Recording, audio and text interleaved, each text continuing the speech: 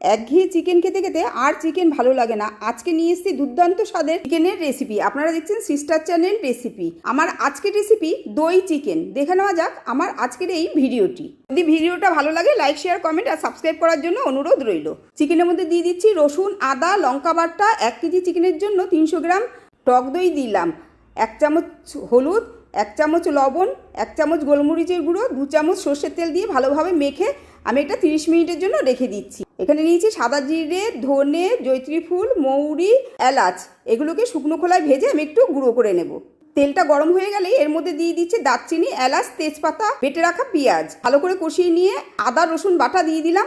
আদা রসুনের কাঁচা গন্ধটা চলে গেলে চিকেনগুলো দিয়ে দিলাম। চিকেনগুলোকে 15 মিনিট আমি কষিয়ে নিয়ে এর মধ্যে লবণ দিয়ে দিলাম। আর যে মশলাটা গুঁড়ো করে রেখেছিলাম সেই মশলাটা দিয়ে আরও 10 মিনিট আমি এটা সেদ্ধ হতে দেবো।